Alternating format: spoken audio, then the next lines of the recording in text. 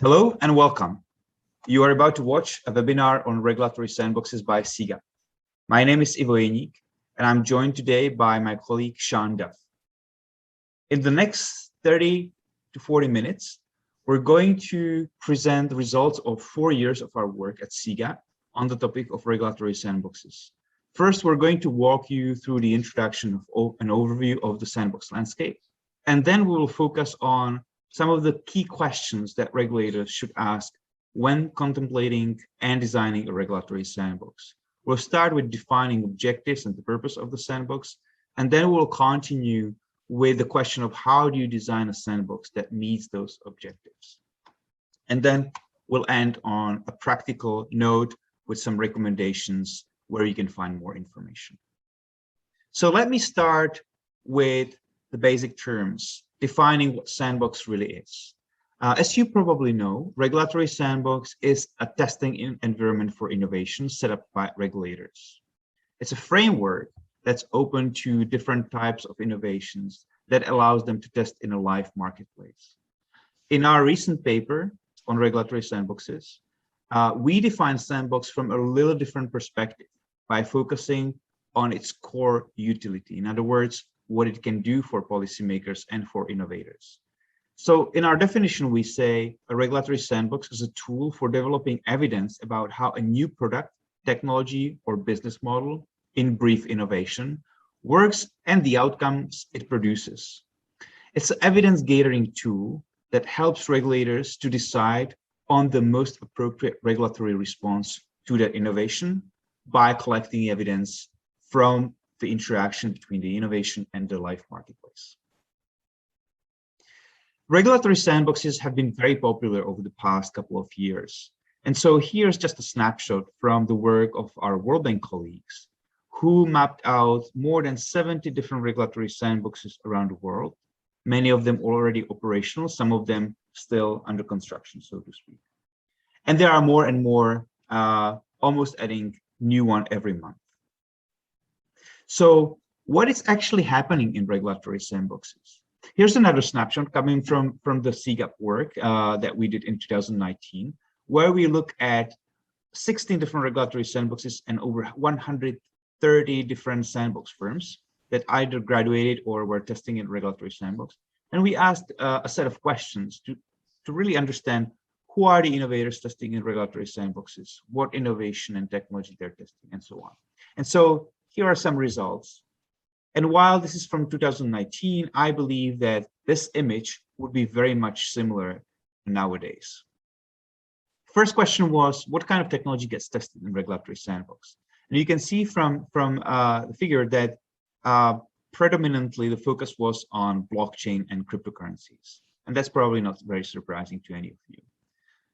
The second most tested innovation concerned data analytics, followed by things around digital ID, distribution, and then a big category of other, where different technologies would be combined into all sorts of innovations.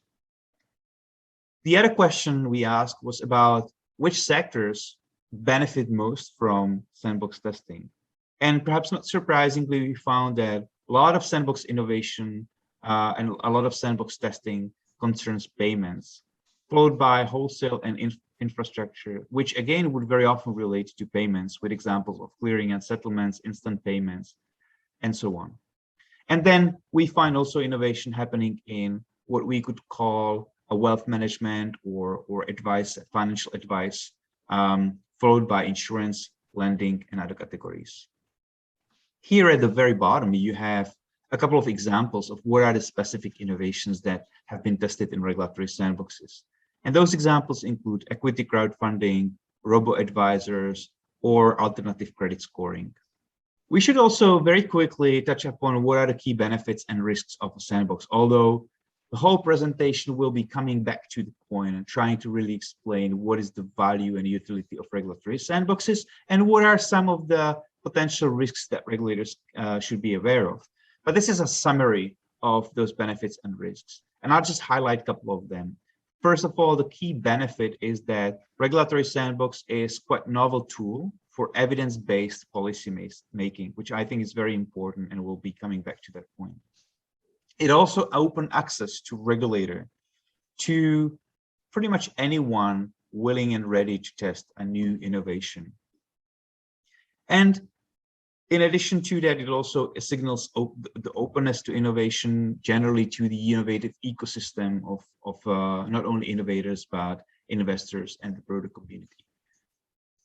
In terms of risks, perhaps one of the most significant risks is the limited capacity of regulator to run a sandbox successfully. In other words, one of the biggest risks is that regulators will simply not be able to run a sandbox that meets their expectations and helps them to advance objectives they've identified. But there are other risks that get often quoted. One of them that I'd like to emphasize is the competition issue. The perception that regulatory sandbox may be giving advantage to those who test in a sandbox that may not be merited. But we believe, and we've mentioned in our work several times, that if the governance structure and the design of regulatory sandbox is done properly, the competition issue should be addressed that way. As a CGAP, one of our key questions has always been, what is the impact of regulatory sandbox on financial inclusion? So as part of the analysis I described earlier, we also asked the question, how many of the innovations tested in the sandbox that we see do have some relation to the financial inclusion objective and help to advance financial inclusion objective? And we found that using our relatively strict criteria, 20% of the innovations that we've seen were directly related to the financial inclusion cause. And if we broaden those criteria and relax them a little bit, we found that in total, about 38% of innovation tested in the sandbox either did have a direct connection to financial inclusion objective, or was focused at excluded or underserved segments, or were focused on products that are typically used by underserved or excluded segments. So now let me pass the microphone to my colleague Sean, who will walk you through the objectives. Thanks so much, Ivo. I want to start by providing some context before diving into material that should strike everyone as fairly practical content based on our technical guide, How to Build a Regulatory Sandbox. Now, we created this toolkit, as Ivo mentioned, based on several years of work researching and working with regulators around the world to help them design and build regulatory sandboxes. And while we recognized the great potential for sandboxes to accelerate innovation by reducing regulatory uncertainty around new technologies and business models, we also observed several trends which gave us pause. And Ivo's comments earlier alluded to some of these. First, sandboxes were not always the first best option for local conditions.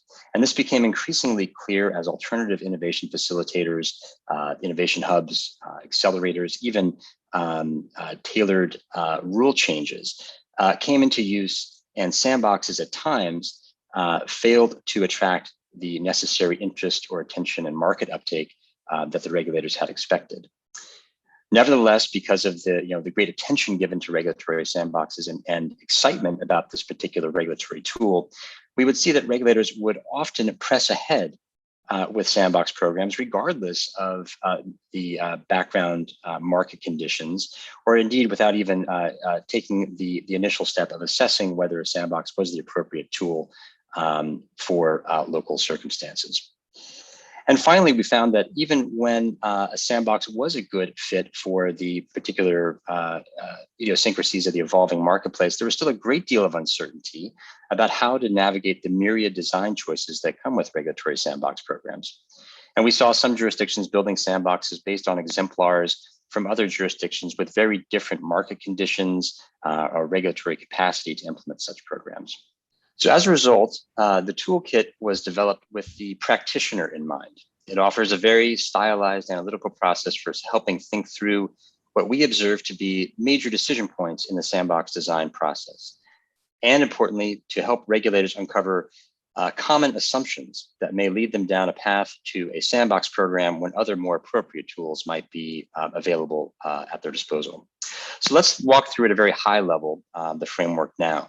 As you see, there are three major steps on a very stylized decision tree. These are relatively self-explanatory, then we'll walk through them here at a very high level. First step is just simply to understand the objectives that you're trying to achieve with the Sandbox program. Second, to identify the regulatory barriers to innovation that the Sandbox program is designed to address. And third, and you'll hear us return to this theme several times, at the end of that entire process, just to open the aperture again and assess whether alternatives are available to a Sandbox program, and highlight particular interventions which might be more appropriate for non-Sandbox innovation facilitators. Now, the goal of this entire framework is to ask at each stage of the process whether a Sandbox is really the right tool for the job. And again, to uncover some common assumptions that may cause regulators to miss more appropriate alternatives. And specifically, to highlight scenarios that do not require the live testing that is really the hallmark of Sandbox programs. All right, so it begins with defining objectives. Why pursue a Sandbox in the first place? This might seem like a very basic place to start, but it's a place where we see Sandboxes frequently go wrong. And in our experience, regulators will say that they want a Sandbox, but in many times are not clear about the purpose the Sandbox is meant to serve within an overall regulatory approach. Now, let's start with two reasons that frequently motivate Sandbox programs. One, to learn more about what's happening in the marketplace and the development of new technologies. And two, to promote competition. Now, these are both very good instincts, I think, if you're a regulator, but both are potentially questionable motivations for launching a Sandbox. Start with the first. Learning more about the marketplace and the way that technology is influencing the delivery of financial services is, of course, essential, especially given the current pace of innovation in financial technology. But remember the definition that we have around Sandboxes. It really goes back to the core question of whether live testing is necessary to help the regulator understand the regulatory application or the application of a regulatory policy to a particular technology or business model. Now, because of this very narrow focus, Sandboxes are typically limited to single firms or to small numbers of firms, and provide a venue for doing a deep dive on how that technology might work in practice and its impact on the marketplace or on consumers. By contrast, other innovation facilitators, such as innovation offices or hubs, allow the regulator to cast a much broader net without the same time and expense of standing up a Sandbox testing environment. And we typically see 8 to 10 times the number of firms pass through innovation offices globally than pass through Sandboxes. And this is a particularly important point to keep in mind in jurisdictions where the regulator might be resource constrained for one reason or another. So if your objective behind a Sandbox is a learning objective, a Sandbox might not be the best fit for that objective. Next, let's talk briefly about the idea that Sandboxes can be used to promote competition or innovation. Again, this is a very laudable goal, especially if you're reflecting on the success that the UK Financial Conduct Authority has had in encouraging its fintech ecosystem. But be careful here too. Most regulators don't have a competition mandate, and so lack the legal authority to use a Sandbox for the purpose of spurring innovation. But there are other important questions to explore here as well. Maybe there is a mandate, yes, to promote competition, but is the strategy to promote commercial viability by using testing from a Sandbox? If the answer to that question is yes, if we're using a Sandbox to assess whether a particular company is commercially viable, you have to ask whether you're really answering a regulatory question by pursuing that inquiry. Perhaps you're lowering the cost of starting up in the regulated sector. And again, that's a laudable goal, but there are many other approaches without the Sandbox burden to achieve that same objective, whether it's specialized licensing regimes or simply making the application process for a new license more clear on a publicly accessible website. And if you're not really testing for commercial viability, you may ask whether a Sandbox is intended to improve competition by reducing a regulatory barrier. Is there some rule on the books or regulatory approach that's causing innovators to pause before they bring their new innovation or insight to market? And if that's the case, we start to get into interesting applications of Sandboxes. So moving on, we start to see why it's important to begin with this very basic question. beginning with objectives. If the motivation is to learn about market developments, we probably don't need a live testing environment. And likewise, if the goal is to bring new firms into the market, we need to ask whether a sandbox helps uncover inappropriate or high friction regulations that may be blocking new and useful innovation, or simply serves to lower the costs or defer the startup costs of regulatory compliance. And here again, a rule change or exemption might be preferable to a testing environment. So find the right tool for the job, and we need to weed out other motivations that may be driving that instinct. So let's move on to step 2. Now, if the reason you want a sandbox is to reduce some regulatory barrier to innovation, again, as I mentioned, things start to get interesting. And here we see the potential and the power for Sandbox's live testing environment to really bring about critical insights into the regulatory process. But we have a few more questions to answer, to be sure. And as you'll see, the analysis here becomes more stylized, but the basic point is assessing the potential for other approaches to innovation to reduce a regulatory barrier to productive innovation reaching the marketplace. As we all know, regulation may dampen innovation in all sorts of ways, but what we want to determine at this point is whether regulation is dampening productive or beneficial innovation in a way that can be mitigated or improved through the application of a regulatory sandbox. So you'll see in the guide that we have additional questions to understand the perceived or actual source of regulatory uncertainty. It may be, for example, that compliance or licensing is costly for all market participants. Now, in that scenario, it often doesn't take a sandbox test to solve the problem, perhaps lowering fees or streamlining an application process, or as I mentioned, even updating a website to make it more user-friendly may be a step that will help. Likewise, the barrier to innovation may be caused by uncertainty, say an emerging market practice on which the regulator hasn't taken a firm view yet. And this may cause agita among market participants as to whether the regulator will move in and squelch the development of a new technology or innovation. Now, this was the case, at least in the early days in the US, of open banking, when it was not clear what, if anything, regulators should do about the question of consumer financial data access. That same can be true today about cryptocurrency regimes in some jurisdictions, stablecoin regimes, for example.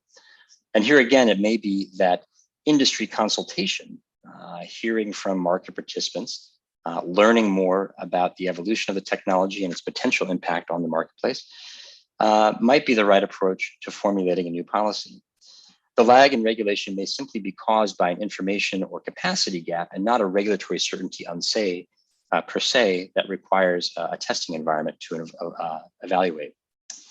And a final category here is where a new product or services might be outright prohibited, but might nevertheless be a good thing for the marketplace. And a test will help understand whether, in fact, that new product or service will bring benefits to consumers or might not manifest all of the potential consumer or market risks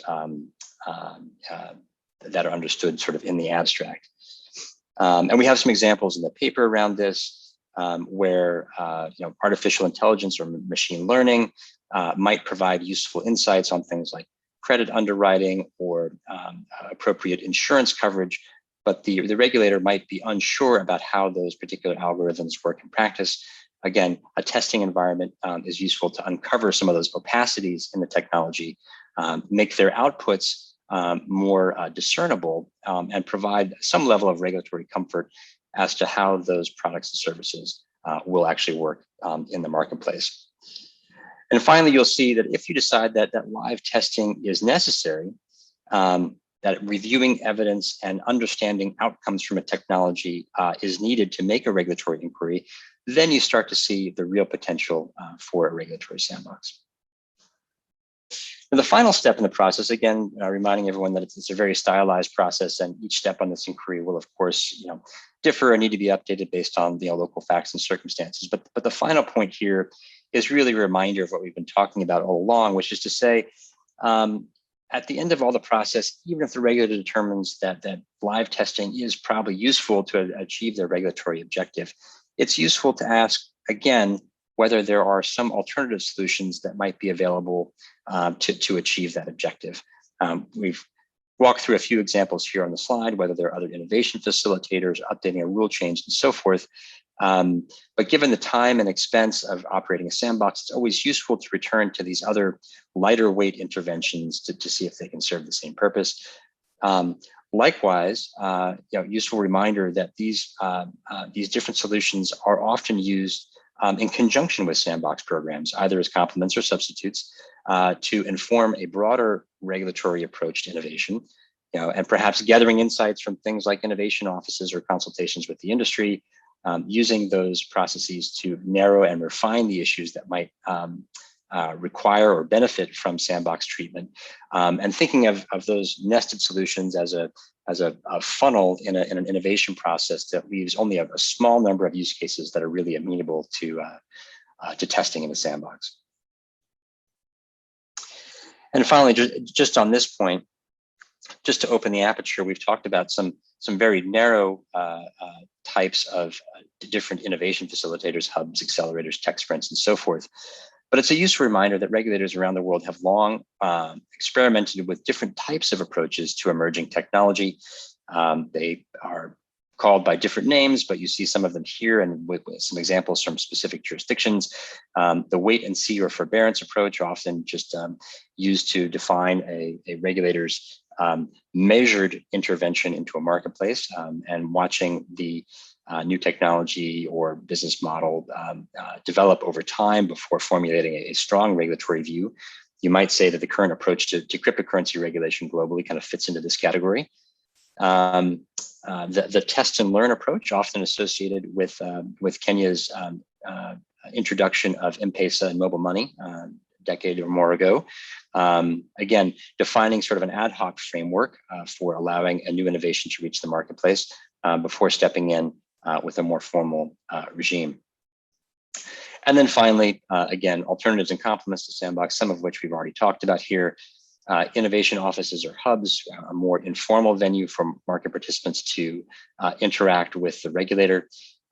Regulatory change, of course, always available to regulators. That is to say, standing up new regulations or policy pronouncements to provide clarity on the treatment of a new technology or business model. And then a variant of that, of course, new tailored licensing regimes.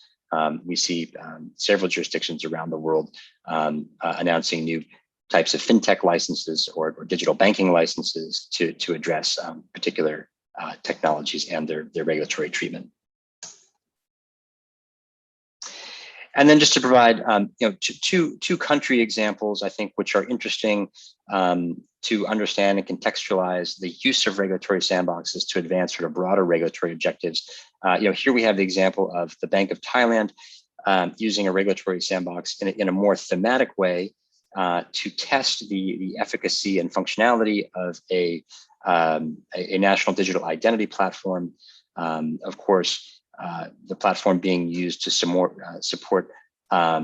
remote onboarding for new customers and support ongoing CDD in a fully digital and remote context. The Bank of Thailand used the sandbox environment there as really a testing venue for a small number of financial institutions before rolling the solution out to the entire industry. Again, the Bank of Thailand using insights from that sandbox test to refine its approach to digital identity in that jurisdiction.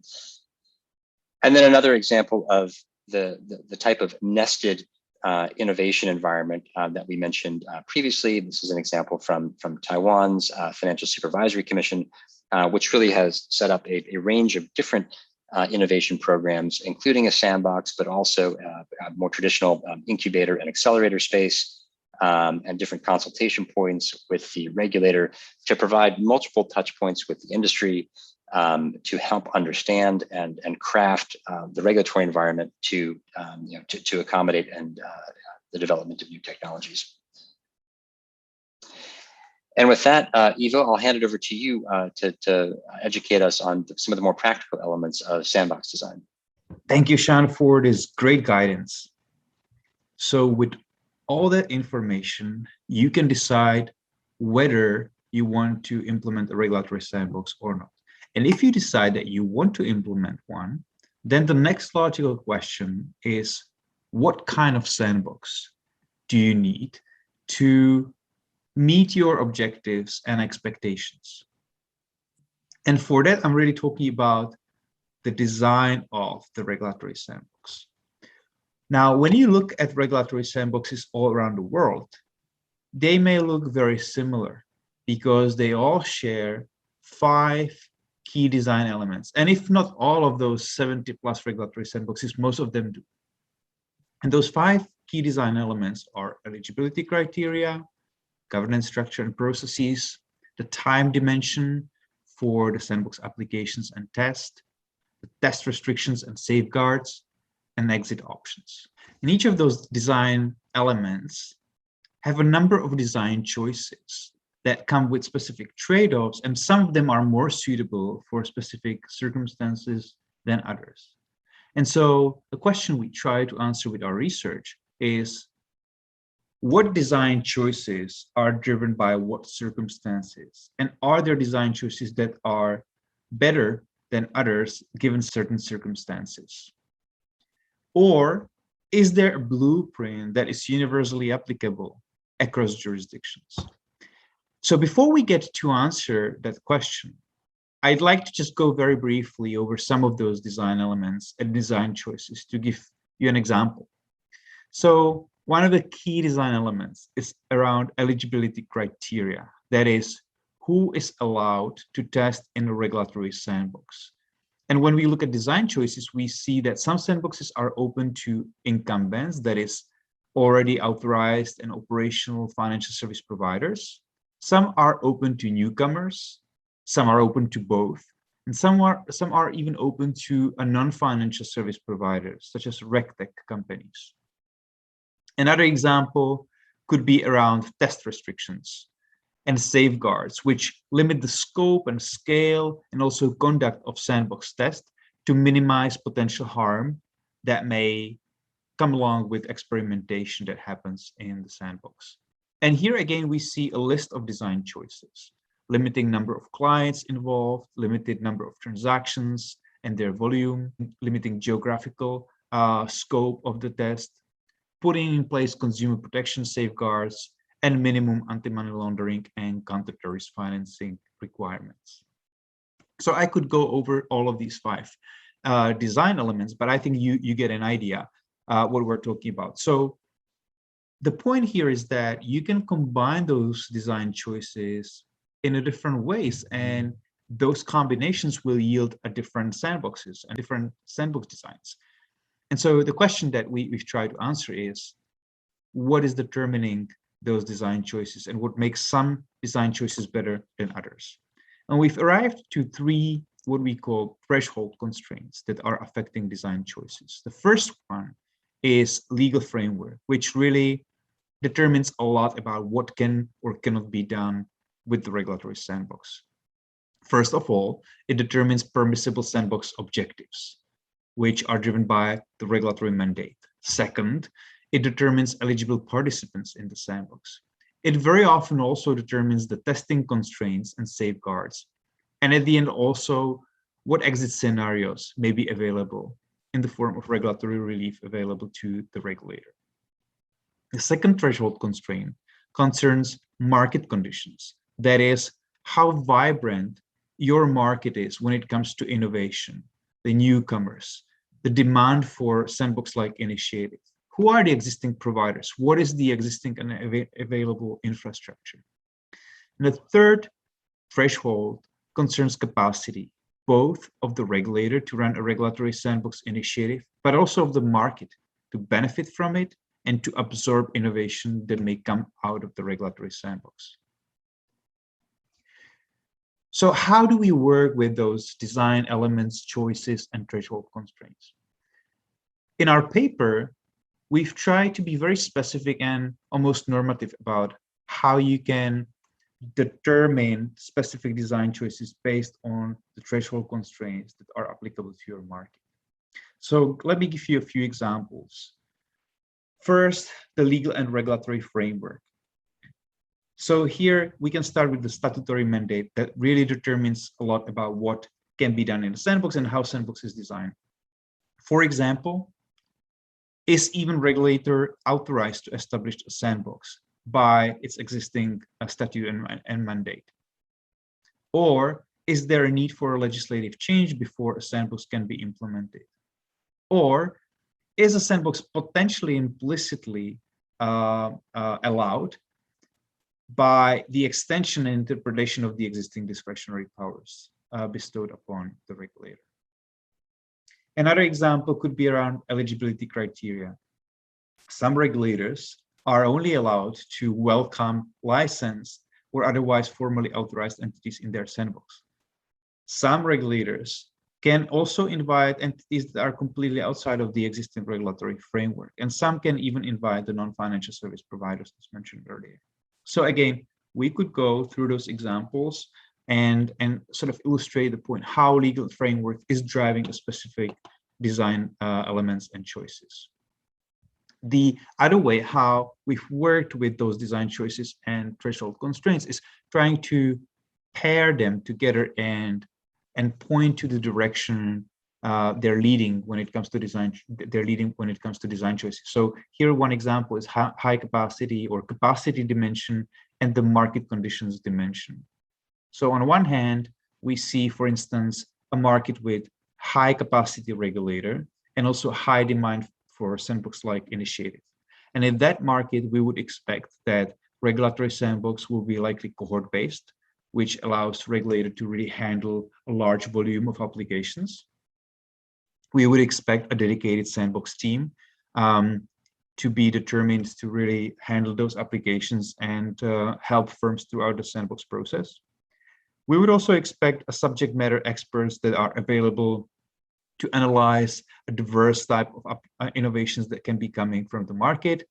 And we would probably also expect short testing windows to accommodate a large demand for sandbox testing. On the other side of the spectrum, we have a market with low capacity regulator and also low demand for sandbox-like initiative. And in that case, we would probably recommend not to implement a sandbox at all, but rather explore options such as non-sandbox innovation facilitators. That could be a fintech office or innovation hub, for instance. The important point to emphasize is that sandbox design, even when driven by this analysis and a good understanding of the threshold constraints, is something that keeps evolving, and regulators should continuously assess how sandbox is working and whether some changes are needed. And we see that regulators are doing that. And even so prominent examples of regulatory sandbox, such as the one from the United Kingdom by the Financial Conduct Authority, has been changing over the years. So, for instance, FCA moved towards thematic sandboxes, and they've just recently also moved towards the on-top applications rather than cohort-based sandbox. The Monetary of Singapore has launched a Sandbox Express as a streamlined alternative to the regulatory sandbox, the regular one. And another example is Bank of Sierra Leone that has moved from cohort-based approach to the on-top applications as well. The last point I'd like to emphasize when it comes to design concerns the exit scenarios. Exit scenarios are sometimes not given enough attention because this is something that really comes later in the process of designing and implementation of sandbox.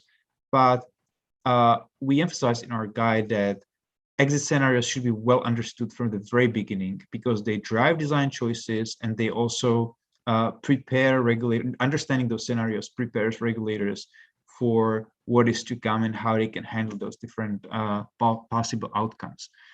So when you look at this schematic visualization of exit scenarios, you see that there are three major ones, how the sandbox test can turn out. First of all, the test can fail.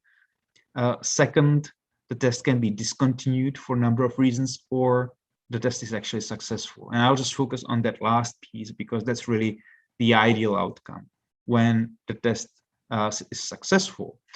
Because even if the test is successful, we still have a number of options as a regulators what can happen.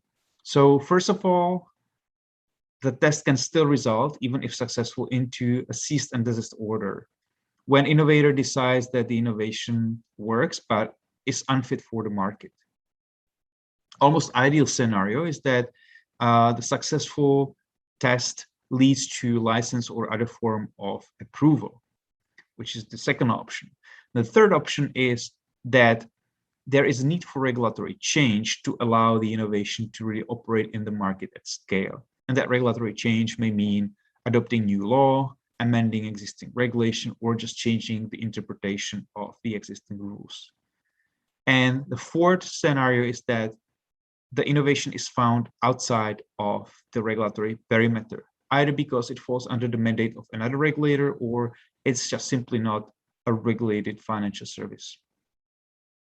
So understanding what those scenarios are from the very beginning is very important, because not all of these options are necessarily available to all regulators.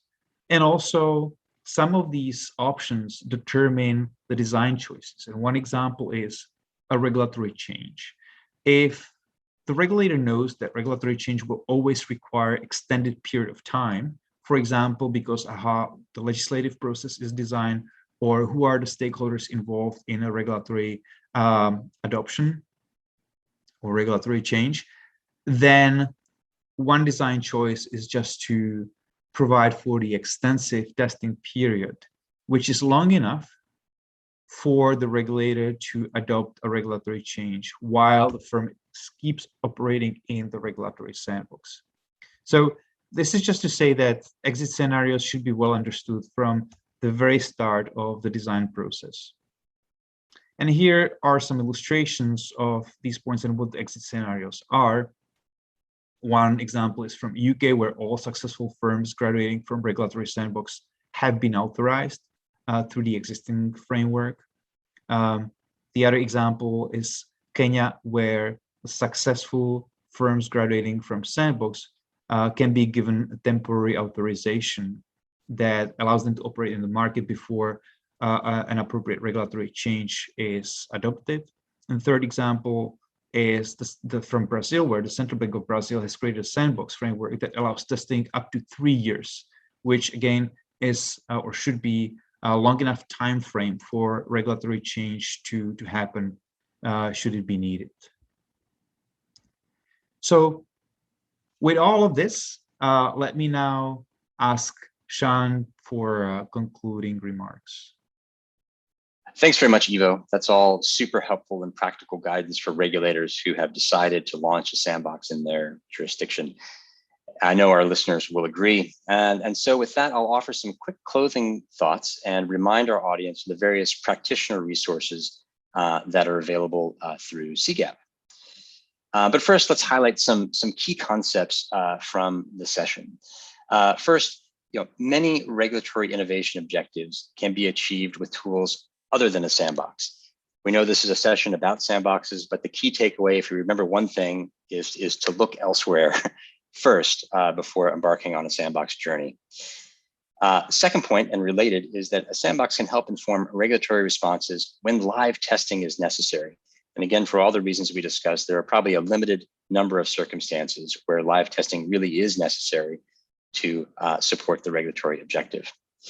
Third point, specific design elements fit specific circumstances. So while it's tempting to take an exemplar from a sister jurisdiction and implement that design in your context, remember to walk through each of those design elements with an eye towards customizing sandbox design to the facts and circumstances of your jurisdiction. And finally, this is a very practical point again, but always a useful reminder that successful implementation requires clearly defined objectives and ownership. Sandbox programs can be an interesting point of departure for regulators, engaging more proactively with the marketplace. But like any larger scale, institutional endeavor, always useful to have a clear eye towards governance, project objectives, and ownership. I'll cite a couple of resources here, and then again in the next few slides. For more information on any and all of what we discussed today, please go to cgap.org/sandbox. That's our sandbox repository. It contains a bunch of information from blogs and briefing notes to many of the practical resources we talk about today. Again, not to belabor the point, but always useful to kind of come back to the highlight of the session, which is to say, if you don't need to test the innovation in a live marketplace, you probably don't need a sandbox. Reminder here, if you haven't had a chance to look at the technical guide, how to build a regulatory sandbox, we're just going to give you a little bit of a preview about the content of that guide. It's really structured along the key steps of the sandbox design and implementation process that we've talked through today. One, objective setting, which is really the structure of the decision tree that I was able to walk through on our session today.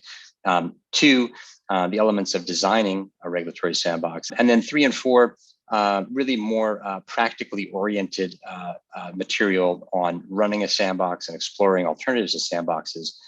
On the third point, templates and so forth, we've prepared a number of different very practical guides for teams that are implemented or interested in implementing or considering implementing a sandbox. We've included feasibility plans, project plans, operating guidelines, testing plans, like very, very practical templates that you can use, again, as a starting point for thinking about designing sandboxes in your jurisdiction. And if that's still not enough, or if you still are interested in learning more or building your own internal capacity to run a regulatory sandbox, we've also prepared some materials that are in the nature of case-based learning tools to help you run a sandbox simulation exercise for your team.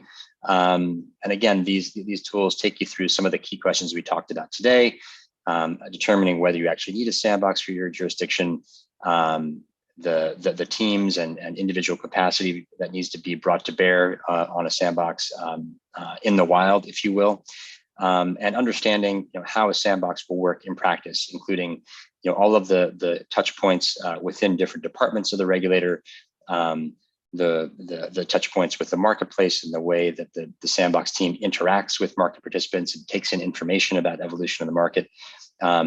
Again, there's a series of capacity building tools to help your team understand these operational elements with some level of detail. And again, just to point you back to the resources that are available on the cgap.org website, cgap.org/sandbox. You'll see a plethora of material to help you learn more about sandboxes, dive into design and implementation issues, and really build capacity among your team to run a sandbox. So with that, thank you very much for your time. We enjoyed having you with us virtually. Many thanks to my colleague Ivo. I've had the chance to collaborate with over these many years on this important topic. And we hope to see you all soon with much sandbox success.